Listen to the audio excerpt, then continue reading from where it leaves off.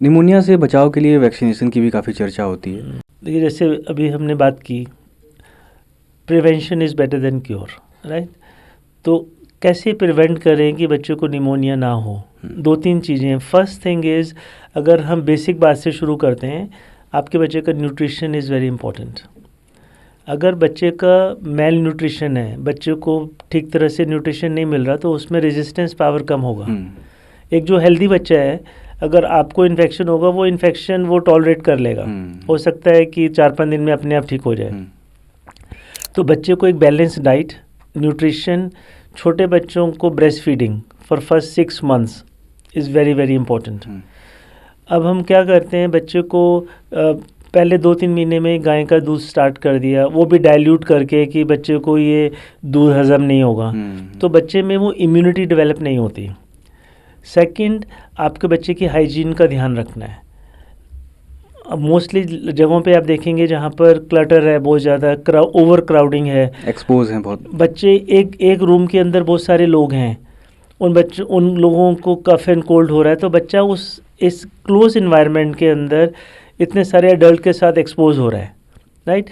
तो overcrowding if we can avoid, that is better. और third आता है role of immunization, vaccination. Bacteria infection जो है निमोनिया में, उनको रोकने के लिए, प्रिवेंट करने के लिए, even now Indian government we have vaccination to prevent pneumonia. Bacterial infection सबसे ज़्यादा कॉमन जो बैक्टीरिया है वो है स्ट्रेप्टोकोकस निमोनिया जिसे बोलते हैं। उसको प्रिवेंट करने के लिए वैक्सीनेशन है, जो बच्चे को, जब बच्चा बॉर्न होता है 2, 4, 6 मंथ्स और फिर 18 मंथ्स और 15 मंथ्स पे दिया जाता है। एक ये हो गया जिसको हम प्रिवेंट कर सकते हैं। दूसरा जो इन्फेक्शन प्रिवेंट करते हैं उसका नाम होता है हीमोफिलस इन्फ्लुएंजा, एच इन्फ्लुएंजा। उसको प्रिवेंशन के लिए भी वैक्सीनेशन है। प्रीमेच्योर बच्चों के लिए जिसमें सबसे ज़्यादा प्रॉब्लम निमोनिया की आती है, उसको बोलते हैं आरएसवी निमोनिया। तो आरएसवी निमोनिया मतलब रेस्पिरेटरी सिंसिशियल वायरस, उसकी प्रिवेंशन के लिए भी जो प्रीमेच्योर बच्चे हैं, जिन बच्चों को क्रोनिक लंग डिजीज़ है या हार्ट में प्रॉब्लम है, उनको ये आरएसवी निमोनिया ना हो, उसके लिए भी अब वैक्सीनेशन और स्पेशल मेडिकेशन आ गई है जिससे आरएसवी निमोनिया बच्चे को ना हो।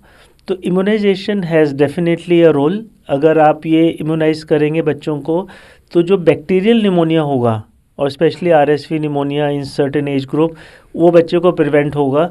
अगर होगा भी तो वो बहुत ही माइल्ड होगा, वो लाइफ थ्रेटनिंग नहीं होगा। अच्छा सर, ये सामान्य निमोनिया और लंग्स में पानी भर जाने का जो एक चर्चा होती है, ये कितना इसमें अंतर है? लंग्स में लोग कहते हैं छाती में पानी भर गया है इनके, तो वो तो क्या वो निमोनिया का एडवांस स्टेज है पानी भरना? राइट। देखिए, आपके लंग के अंदर इन्फेक्शन हुआ तो उसके अराउंड जो पस बनती है, जो फ्लूइड बनता है, उसको एम्पाइमा बोलते हैं, जिससे कॉमन भाषा के अंदर कहते हैं कि फेफड़ों में पानी भर गया। इसका रीज़न है, एक तो अपने देश में जो कॉमनेस्ट रीज़न है वो है टीबी। तो टीबी के अंदर आपके, क्योंकि जो हमारी लंग की लाइनिंग होती है, उस लाइनिंग में अगर इन्फेक्शन हो गया तो वो फ्लूइड प्रोड्यूस करेगा, और जिसको बोलते हैं कि आपके फेफड़ों में पानी भर गया।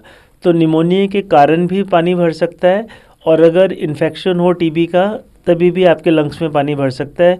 तो अगर आपके निमोनिया है और आपके चेस्ट में पानी भर गया, वो एडवांस स्टेज ऑफ निमोनिया है। ये बात ठीक है।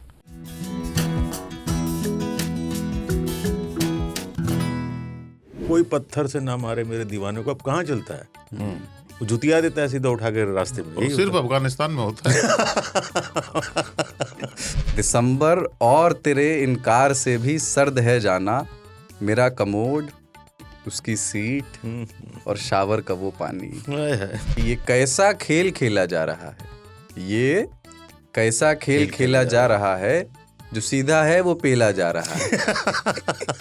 हम ये मानित हैं मोहब्बत में चोट खाइस है, हम ही मानित हैं मोहब्बत में चोट खाइस है, जितना चिचियात है उतना चोटान थोड़ी है।